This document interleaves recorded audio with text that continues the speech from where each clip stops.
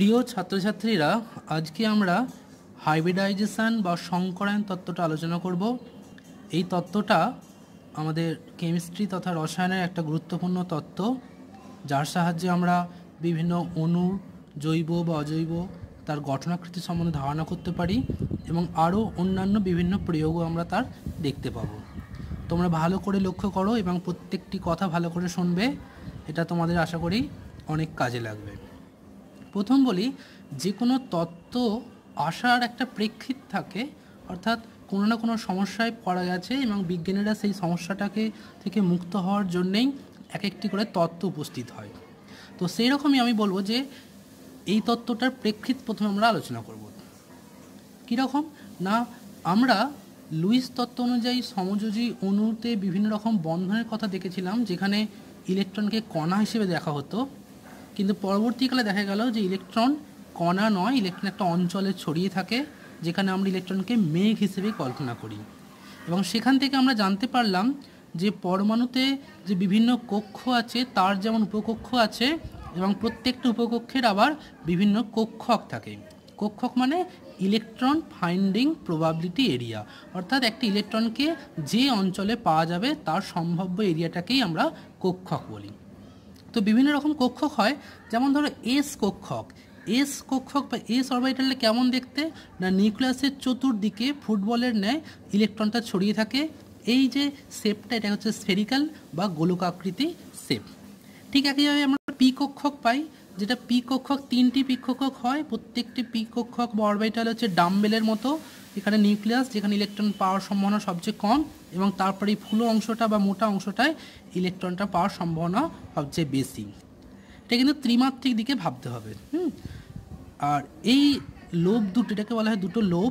এই লোভগুলো এক্স অক্ষ বরাবর যদি থাকে তখন তাকে পি এক্স, ওয়াই অক্ষ বরাবর থাকলে পি ওয়াই, এবং জেড অক্ষ বরাবর থাকলে তাকে আমরা পি জেড আমরা বলবো।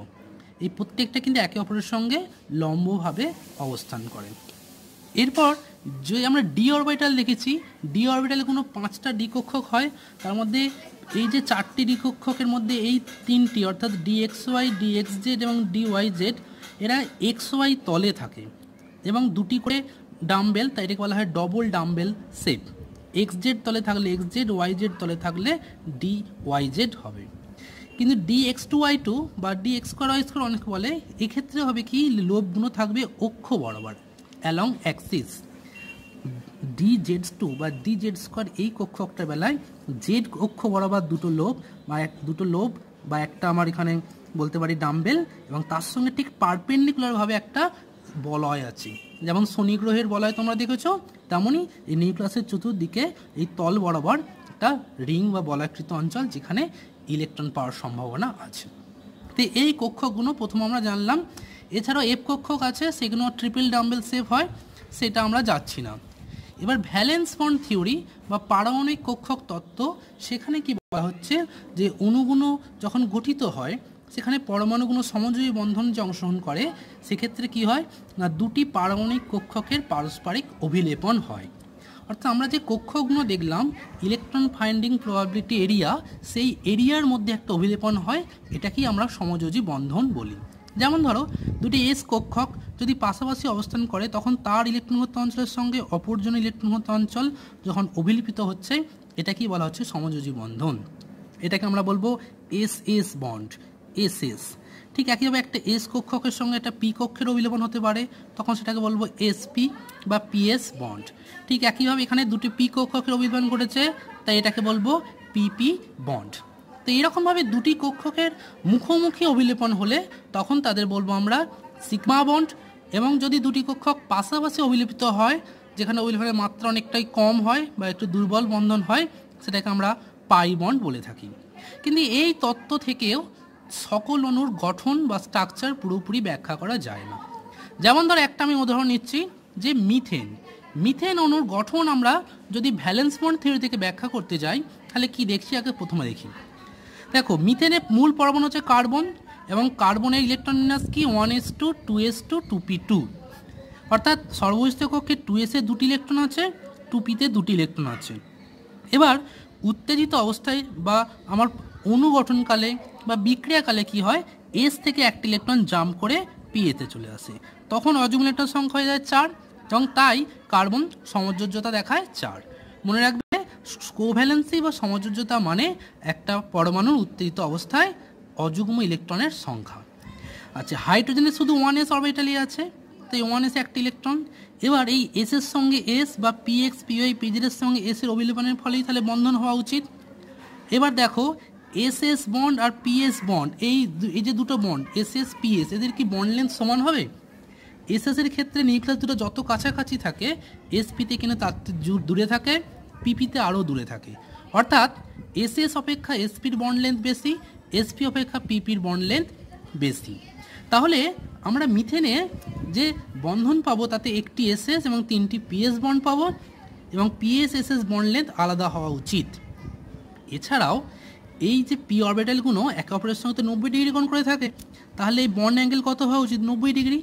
তাহলে এক্সপেক্টেড বন্ড অ্যাঙ্গেল 90 ডিগ্রি, কিন্তু আমরা এক্সরে অ্যানালিসিস করে দেখলাম যে মিথেন অণুটা হচ্ছে একটা প্রতিসম অণু, যেখানে প্রত্যেকটা কার্বন হাইড্রোজেন বন্ড লেন্থ একই এবং বন্ড অ্যাঙ্গেলটা হচ্ছে 109 ডিগ্রি 28 মিনিট। তাহলে এই যে বন্ড লেন্থ এবং বন্ড অ্যাঙ্গেল পেলাম, যেটা কিন্তু আমরা ভ্যালেন্স বন্ড থিওরি থেকে ব্যাখ্যা করতে পারলাম না। তখন আধুনিক বিজ্ঞানী স্লাটার্স এবং আমাদের লিনাস পাউলিং এরা একটা নতুন তত্ত্ব দিল, যেটা হচ্ছে বলা হচ্ছে সংকরায়ন তত্ত্ব। এবার আমরা মূল সংকরায়ন তত্ত্বটা যেটা বিজ্ঞানীরা দিয়েছিলেন সেটা আলোচনা করি।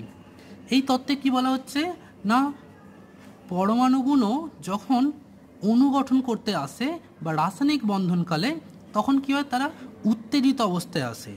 অর্থাৎ উত্তেজিত অবস্থা আসে, এসে পরমাণুগুলো কি করে না, নিকটতম এনার্জি সম্পন্ন তাদের যে সর্বহিষ্ঠ কক্ষক আছে সেই কক্ষকগুলোর অর্থাৎ পারমাণবিক কক্ষকগুলোর একে অপরের সঙ্গে সংমিশ্রণ ঘটে এবং সংমিশ্রণের ফলে কি হয়, সমসংখ্যক বলতে না যতগুণই কক্ষক আমার সংকরায়নে অংশগ্রহণ করছে ততগুণই উৎপন্ন করবে নতুন কক্ষক, সমসংখ্যক নতুন কক্ষক উৎপন্ন করছে এবং যাদের সেট সাইজ অ্যান্ড এনার্জি মানে আকৃতি, আকার এবং শক্তি একই হবে।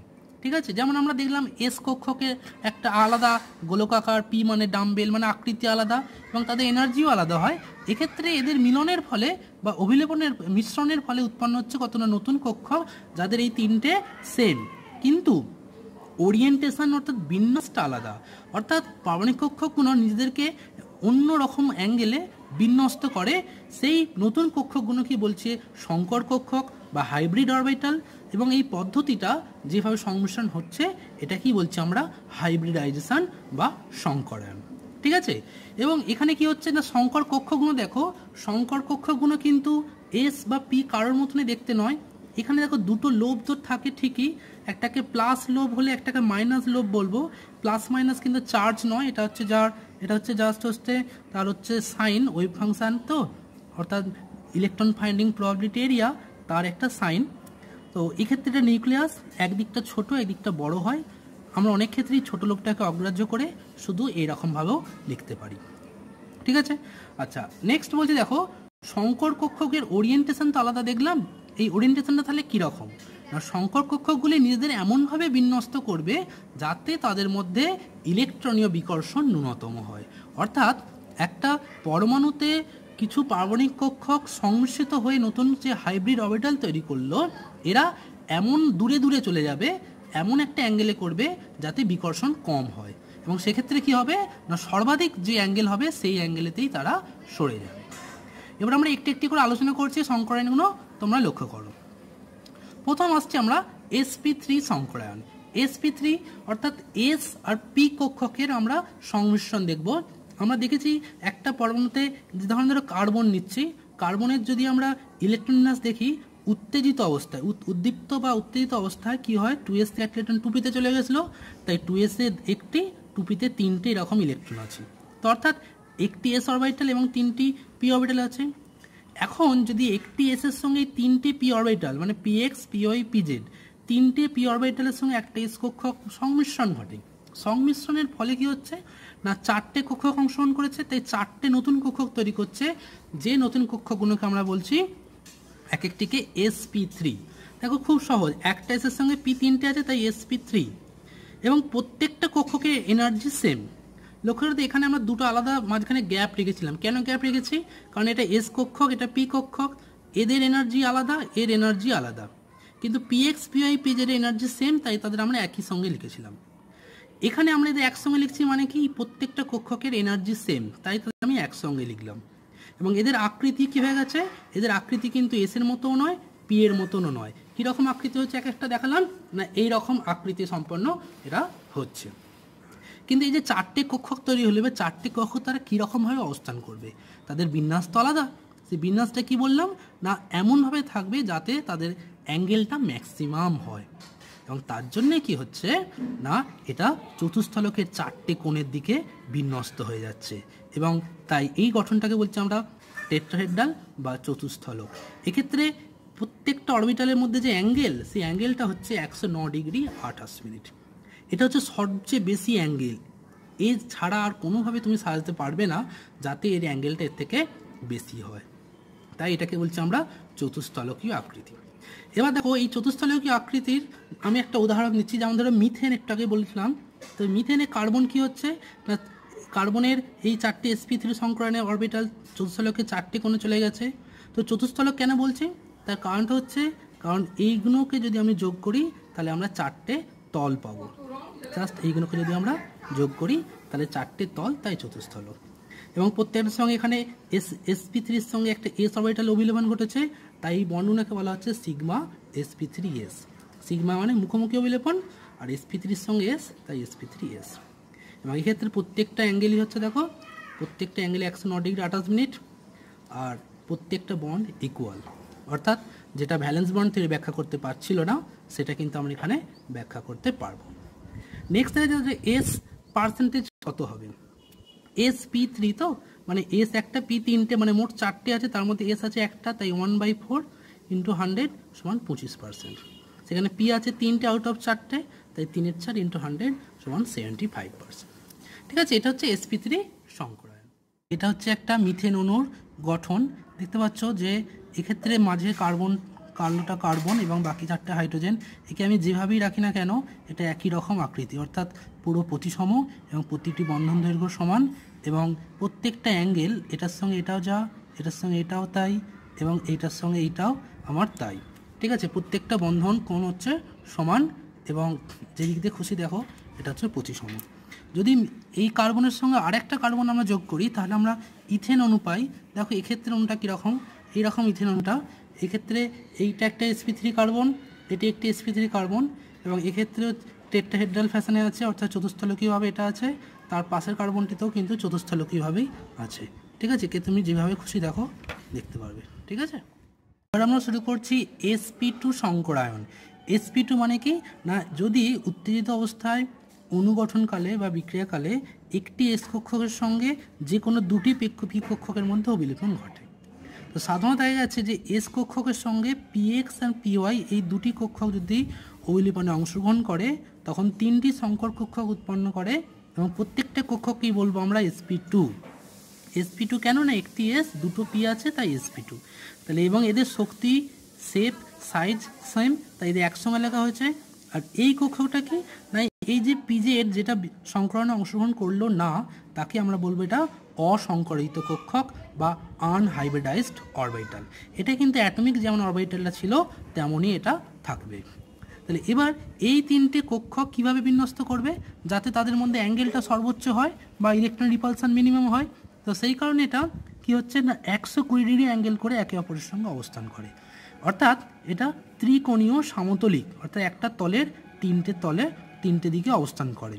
এই ছোটো লোকগুলো আমি লিখেছিলাম, এই ছোটো লোকগুলো না লিখলেও হয়, এখানে ছোটো লোকগুলো আমরা দেখাইনি। তো এখানে তিনটে হচ্ছে আমরা sp2 অরবিটাল দেখলাম। তাহলে এই পিজেড অরবিটালটা কোথায় গেল? এ কোথায় থাকবে না, এই তলের সঙ্গে ঠিক পারপেন্ডিকুলার লম্বভাবে ওপরে এবং নিচে থাকবে, এবং সেটা মনে রাখবো এটা কিন্তু এই ইলেকট্রন, এখানে যদি ইলেকট্রন থাকে এই অরবিটালটা কখনোই কোনো নতুন মৌলের সঙ্গে সিগমা বন্ধন গঠন করবে না। এ আইদার পাই বন্ড গঠন করবে, ঠিক আছে, অথবা ভ্যাকেন্ট থাকতে পারে, বা আমার যেমন আছে অরবিটালটা ফাঁকা পড়ে থাকতে পারে, কিন্তু সিগমা বন্ধন করবে না, শুধুমাত্র এরা পাই বন্ধন করে। ঠিক আছে, আচ্ছা এবার একটা উদাহরণ দেখাই, তাহলে বুঝতে পারবে যে এখানে কি হচ্ছে। ধরো বোরন ট্রাইফ্লুরাইড।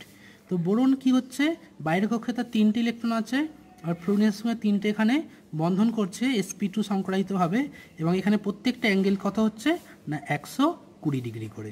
ঠিক আছে, এবং এখানে অসংকরায়িত যে পিজেড অরবিটালটা সেটা ভ্যাকেন্ট আছে, এবং সে কিন্তু কখনোই আমার স্ট্রাকচারে তার কোনো ভূমিকা নেই। মনে রাখবে, বারবার বলছি, অসংকরিত কক্ষক তার স্ট্রাকচারে তার কোনো ভূমিকা নাই।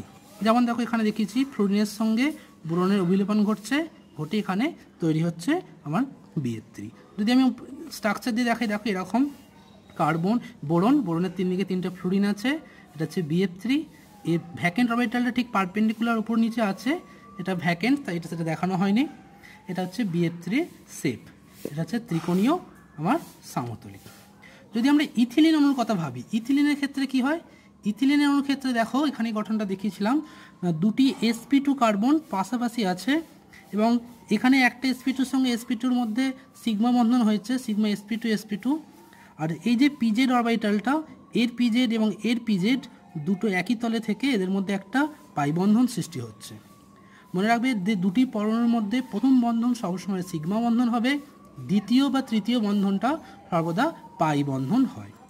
এগুলো কিন্তু সিগমা বন্ধন, এবং বন্ধনে মনে রাখবে সবসময় দুটো করে ইলেকট্রন থাকবে, এবং সেই দুটি ইলেকট্রনের ঘূর্ণন অবশ্যই বিপরীতমুখী হবে। ঠিক আছে, যেমন ধরো ইথিলিনের এই যে গঠনটা আমি দেখাচ্ছি এখানে, দেখো এটা একটা সামতলিক অণু। এক্ষেত্রে দেখো এই যে পাই অরবিটালটা এটা উপর দিকে নিচে থাকলেও এটা কিন্তু স্ট্রাকচারে এর কোনো ভূমিকা নাই।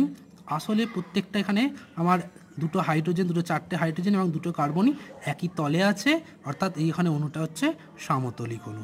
ঠিক আছে, এবং এস ক্যারেক্টার কী করে বার করবো, এস পার্সেন্টেজ না sp2, 3টের মধ্যে একটা এস, তাই 1/3 × 100 সমান 33.33%। পি ক্যারেক্টার সেখানে 66.66%। ঠিক আছে, এবার শুরু করছি আমরা sp হাইব্রিডাইজেশন বা sp সংকরণ, অর্থাৎ একটা পরমাণু উত্তেজিত অবস্থায় তার এস একটা কক্ষকের সঙ্গে পি একটা কক্ষকের কিন্তু এবার অভিলহন ঘটবে, আর বাকি দুটো পি অসংকরিত অবস্থায় রয়ে যাবে। এখানে পিটা কিন্তু পিজেড অরবিটালটা অংশগ্রহণ করে, এবং তার ফলে দুটি যেহেতু অংশগ্রহণ করছে তাই দুটি সংকক্ষক উৎপন্ন করছে যাদের একই এনার্জি, প্রত্যেকটি বলা হচ্ছে sp। px-py অসংকরিত অবস্থায় পড়ে আছে, এরা কেবলমাত্র আমার পাই বন্ড গঠন করতে পারে। আচ্ছা, একটা গুরুত্বপূর্ণ কথা মনে রাখবে যে সকল কক্ষকে ইলেকট্রন আছে আইদার একটি অথবা দুটি, একমাত্র সেই কক্ষকগুলোই কিন্তু সংকরণে অংশগ্রহণ করবে। যে কক্ষকে কোনো ইলেকট্রন নাই তারা কিন্তু সংকরণে অংশগ্রহণ করে না। তো এবার এই দুটি কক্ষক কীভাবে থাকবে না, অ্যাঙ্গেল সবচেয়ে বেশি হতে হবে, অ্যাঙ্গেল দুটি কক্ষক সবচেয়ে বেশি কত 180 ডিগ্রি, সেটা দুটি কক্ষক এমনভাবে অবস্থান করবে, দুটি সংকর কক্ষক, যাতে তাদের মধ্যে দূরত্ব সবচেয়ে বেশি হয়, অর্থাৎ 180 ডিগ্রি অ্যাঙ্গেল করে অবস্থান করবে, তাই এটাকে বলবো আমরা সরলরৈখিক গঠন বা লিনিয়ার। আর অসংকরিত কক্ষগুলো কীভাবে থাকবে না, এই যে লাইনটা না, এটা যদি একটা অক্ষ মনে করি, তাহলে এটাকে জেড অক্ষ বললে, তাহলে একটা এক্স অক্ষ বরাবর একটা ওয়াই অক্ষ বরাবর থাকবে, তাই px-py দুটি অরবিটাল এর সঙ্গে পারপেন্ডিকুলারভাবে অবস্থান করবে, এবং এস পার্সেন্টেজ কত হবে 1/2 50%, পিও 1/2, তাই 50%। ঠিক আছে, তাহলে একটা জিনিস লক্ষ্য করতে পারছো কি, যে এস পার্সেন্টেজটা যত বাড়ছে এখানে অ্যাঙ্গেলটাও কিন্তু angle between two hybrid orbital বেড়ে যাচ্ছে। ঠিক আছে, এটা অণু দেখো, দুটো অণু দেখাই, অ্যাসিটিলিন অণু। অ্যাসিটিলিনের ক্ষেত্রে কী হচ্ছে দেখো, দুটি কার্বন, এই দুটি কার্বনই কী হচ্ছে, এই গঠনটা দেখো অ্যাসিটিলিনের, দুটি কার্বন কার্বন ট্রিপল বন্ড বর্তমান, অর্থাৎ একটি সিগমা এবং দুটি পাই। এখানে কী হচ্ছে, sp দুটো অরবিটালের মধ্যে সিগমা বন্ধন হয়েছে, আর দুটো পাই যখন লিখবো লক্ষ্য করে দেখো, এটা py, এটাও py, এখানেও px। মনে রাখবে দুটি একই তলে যদি না থাকে তাহলে কিন্তু তার অভিলেপন ঘটবে না, সেই জন্য এটা অলওয়েজ py বা px হবে, কখনোই px-py বা py-pz এরকম হবে না।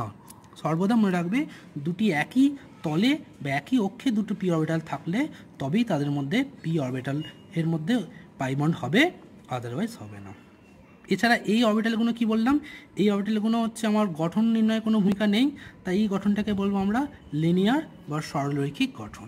যেমন ধরো এখানে এটা দেখাচ্ছি, ধরো এটা অ্যাসিটিলিন, এখানে কার্বনের মধ্যে এখানে 3টে কার্বন বন্ধন হয়ে আছে। ঠিক আছে, যদিও বন্ধনগুলো ঠিক এইরকম থাকে না, একটা বন্ধন থাকে ঠিক মাঝখানে, সেটা সিগমা, আর দুটো পাই থাকে একে অপরের সঙ্গে 90 ডিগ্রি কোণ করে।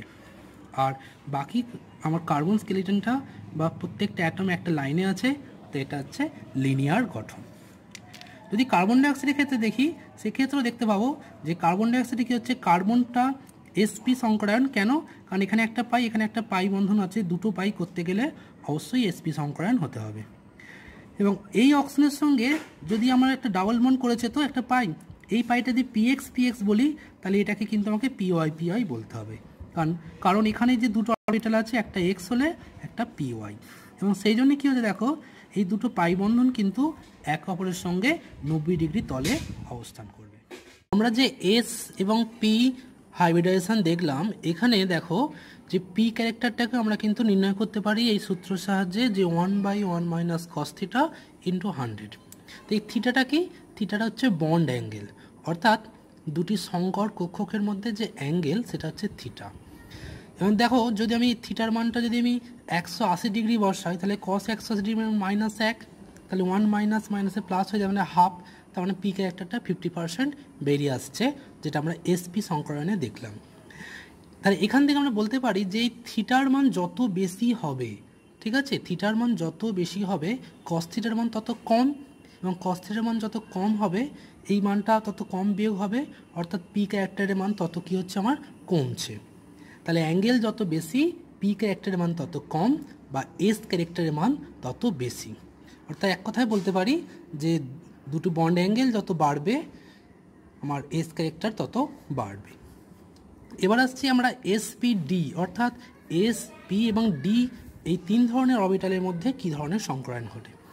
প্রথম আসছি sp3d সংকরায়ন। এক্ষেত্রে কি না, একটি এস, তিনটে পি এবং একটি ডি অরবিটাল সংকরায়নে অংশগ্রহণ করছে, এবং সেই ডি অরবিটাল হচ্ছে সাধারণত dz2 বা dz2 এই অরবিটালটা হবে। এবং 5টি কক্ষকের অভিলয়নের ফলে 5টি নতুন সংকর কক্ষক তৈরি হবে, এবং প্রত্যেকের এনার্জি সেম, সেই জন্য তাদের আমরা একসঙ্গে এইভাবে লিখতে পারি, এবং প্রত্যেকটা কক্ষকের নাম এখানে হবে sp3d।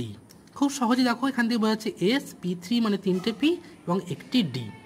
তবে মনে রাখবে সংকরায়নে অংশগ্রহণ করবে তারাই যে সমস্ত কক্ষকে ইলেকট্রন আছে, বা একটি হতে পারে বা দুটি ইলেকট্রনও থাকতে পারে, তারাই কিন্তু সংকরায়নে অংশগ্রহণ করবে। এবার এই 5টি কক্ষক নিজেদের কীভাবে অবস্থান করবে না, এমনভাবে অবস্থান করবে যাতে আমার অ্যাঙ্গেলটা সবচেয়ে বেশি হয়। সেই জন্য এক্ষেত্রে দেখা যাচ্ছে না ট্রাইঅ্যাঙ্গুলার বাইপিরামিডাল, অর্থাৎ ত্রিকোণীয় দ্বিপিরামিডভাবে অবস্থান করবে, যেখানে এই তিনটি লোব একটি তলে আছে, এদের বলা হয় ইকুইটোরিয়াল লোব, এবং বন্ড করলে বলা হয় ইকুইটোরিয়াল বন্ড, এবং এই তলের সঙ্গে পারপেন্ডিকুলারলি আপ এবং পারপেন্ডিকুলারলি ডাউনে এই দুটি লোব আছে। মোট এইভাবে 5টি লোব অবস্থান করছে, যেখানে আমরা এই ইকুইটোরিয়াল লোবগুলোর মধ্যে অ্যাঙ্গেল 120 ডিগ্রি, আর ইকুইটোরিয়াল এই তিনটের সঙ্গে যে কোনো অ্যাক্সিয়াল ওপরেরটা বা নিচেরটার অ্যাঙ্গেলটা হবে 90 ডিগ্রি। এরকম একটা অণু আমরা দেখতে পাই PCl5।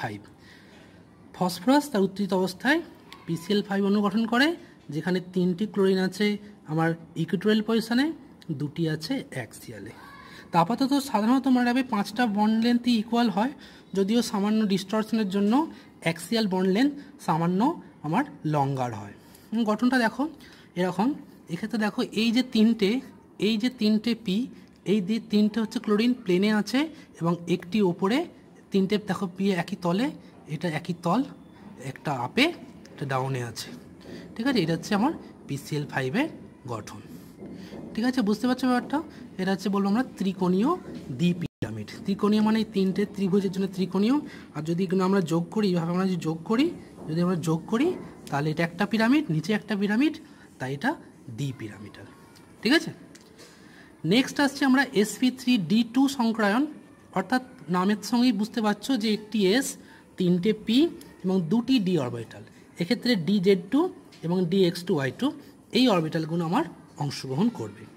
তো মোট 6টা যেহেতু কক্ষক সংকরায়নে অংশগ্রহণ করছে, তো এই 6টি আমার সংকর কক্ষক পাবো, প্রত্যেকটার এনার্জি সেম, সাইজ এবং শেপ একই, তাদের নাম প্রত্যেকেরই sp3d2, এবং এরা নিজেদেরকে এমনভাবে বিন্যস্ত করেছে দেখো না, অক্টাহেড্রাল বা অষ্টতলকীয় অ্যাঙ্গেলে বিন্যস্ত করেছে।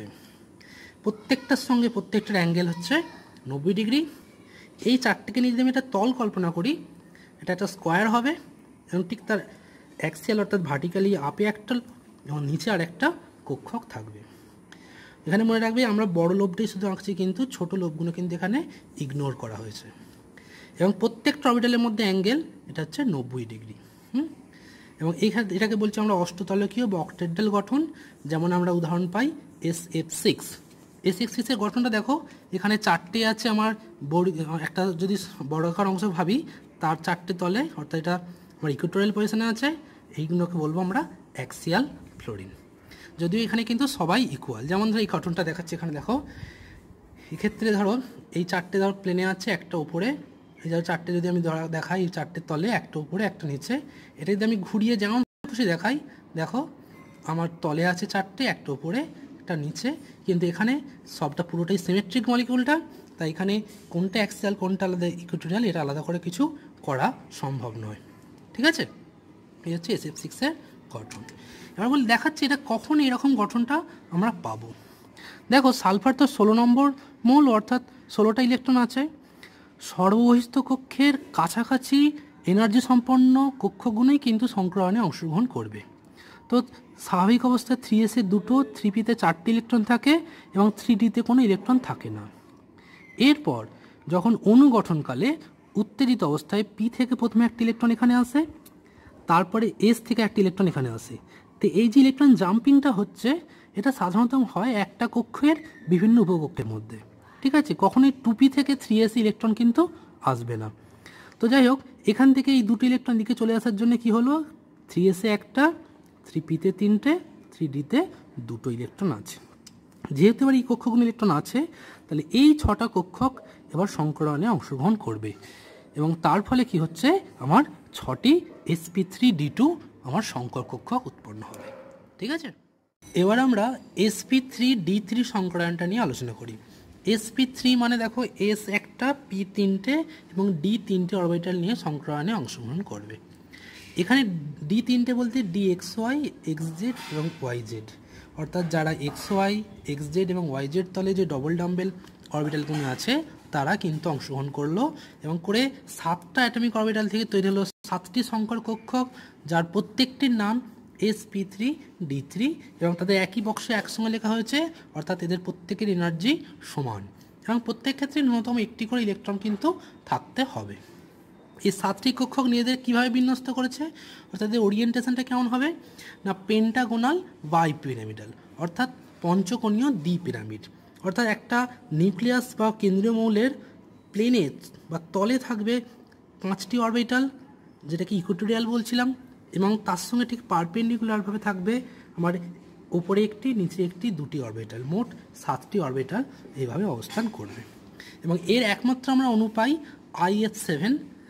সেখানে দেখি যে আয়োডিনকে কেন্দ্র করে 5টা ফ্লোরিন আমার তলে আছে, একটি ওপরে এবং একটি নিচে আছে। ঠিক আছে, এছাড়াও আমরা বলি আমরা DsP2 বা D2sp3 এরকম সংক্রায়ন আমরা পাবো জটিল যৌগের ক্ষেত্রে। তো আমরা এখন জটিল যৌগ অংশটা আলোচনা করছি না, তাই ওই অংশটা আমি বাদ দিলাম। এরপর আমি সবচেয়ে গুরুত্বপূর্ণ অংশে আসছি, যে এই যে পরমাণুর সংক্রায়ন থেকে আমরা কী কী বিষয় জানতে পারি, বা আমরা একটা আণবিক ফর্মুলা যদি দেওয়া থাকে সেখান থেকে আমি সংক্রায়ন কী করে আমরা নির্ণয় করতে পারি। প্রথম আমরা আসছি জৈব অণুর কথা। জৈব অণু মানে তো কার্বন ঘটিত যৌগ, এবং কার্বনের দেখেছি আমরা ইলেকট্রন বিন্যাস থেকে একমাত্র s আর p অরবিটাল আছে, তাই কেবলমাত্র sp যে সংক্রায়নগুলো ঘটে, অর্থাৎ sp, sp2, sp3 এইগুলোই একমাত্র পাবো। এবং কিভাবে নির্ণয় করব দেখো, আমরা দেখেছি যে সংকর কক্ষগুলো অলওয়েজ সিগমা বন্ড করে, আর অসংকরিত কক্ষক বা আনহাইব্রিডাইজড অরবিটাল অলওয়েজ পাই বন্ড করে। তো সেই ধারাটাকে ব্যবহার করে বলতে পারি 2টো পাই বন্ডেড কার্বনকে আমরা বলবো sp সংক্রায়ন, একটি পাই বন্ডেড কার্বনকে বলবো sp2, এবং নো পাই বন্ডেড অর্থাৎ কোনো পাই বন্ড যদি না থাকে, if all are sigma bond অর্থাৎ এক বন্ধন হয়, তখন তাদের বলবো আমরা sp3 সংকর অরবিটাল বা সংকর অ্যাটম। যেমন ধরো প্রথমে আমি নিচ্ছি যে প্রোপিন অণুটা নিয়েছি। প্রোপিন অণুতে দেখো এই কার্বনটা 2টি ডাবল বন্ড করে আছে, অর্থাৎ একটি সিগমা, একটি পাই। ডবল বন্ডে সবসময় একটি সিগমা হবে, একটি পাই। ট্রিপল বন্ডে যেমন একটি সিগমা 2টি পাই হয়। তো একটি পাই করে থাকলে কি হয়, sp2, তাই এটাকে বলছি আমরা sp2। এই কার্বনটাও তাই একটি সিগমা একটি পাই করে আছে, তাই এটাও sp2। আমাকে কিন্তু এদিক সব দিক দেখতে হবে। হ্যাঁ, তো এই কার্বন যদি দেখি, এই কার্বনে দেখো 3টে হাইড্রোজেনের সঙ্গে সিঙ্গেল বন্ড, এখানেও সিঙ্গেল বন্ড, তাহলে অল আর সিঙ্গেল বন্ড। সেই জন্য এটা হচ্ছে sp3 সংকর আমার বার করতে পারলাম। এই যেই আমি তার সংকরায়ন বার করতে পারলাম সঙ্গে সঙ্গে তার স্ট্রাকচার সম্বন্ধে ধারণা করতে পারি আমরা।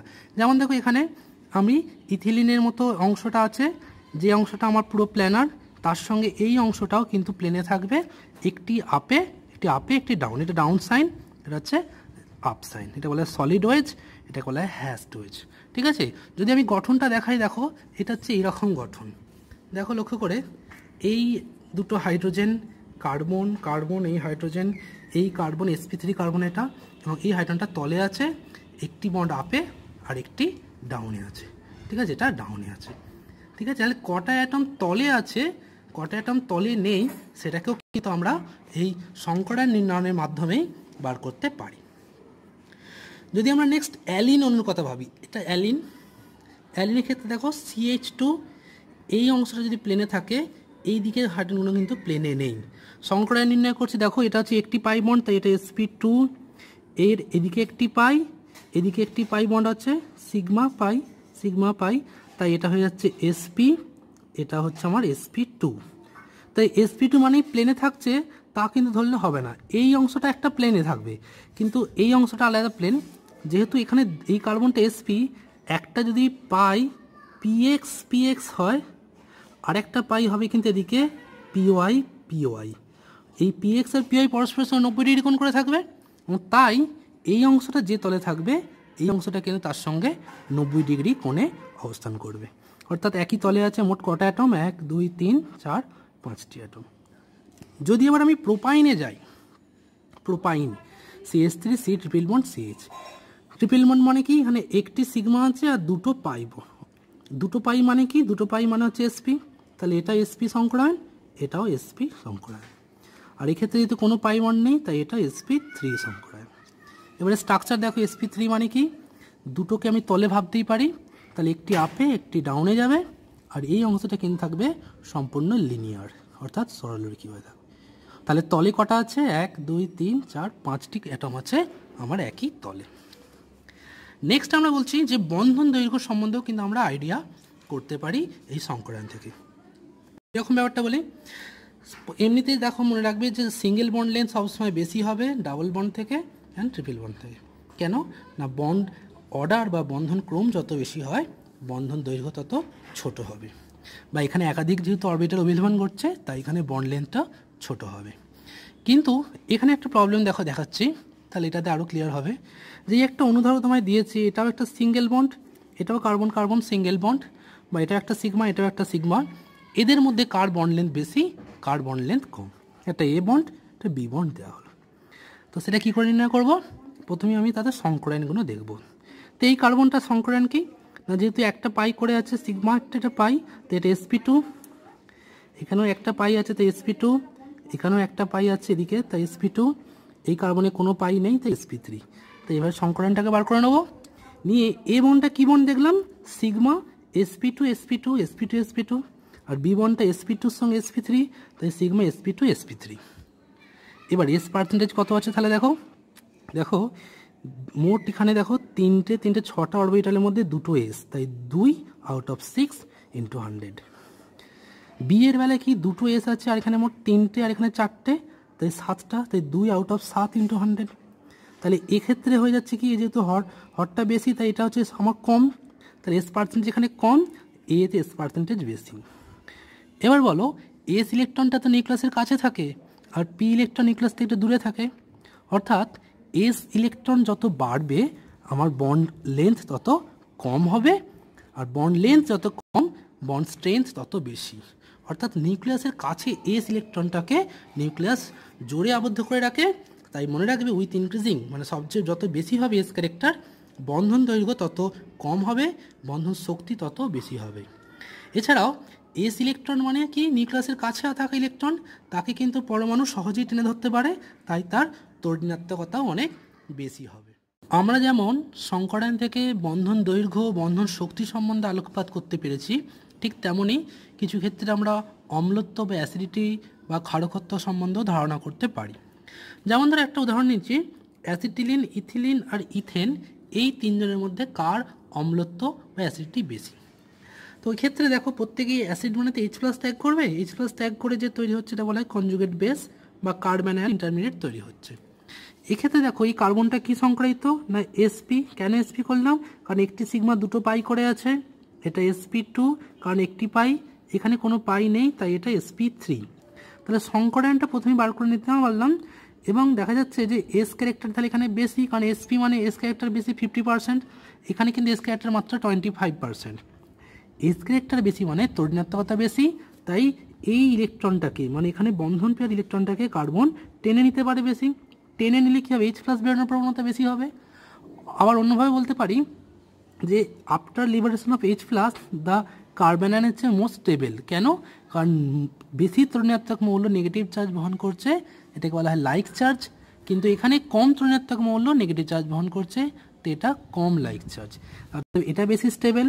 এবং এক্ষেত্রে আমরা বলতে পারি acid base conjugate acid base theory অনুযায়ী যে greater the stability of conjugate base greater is the acidity of acid.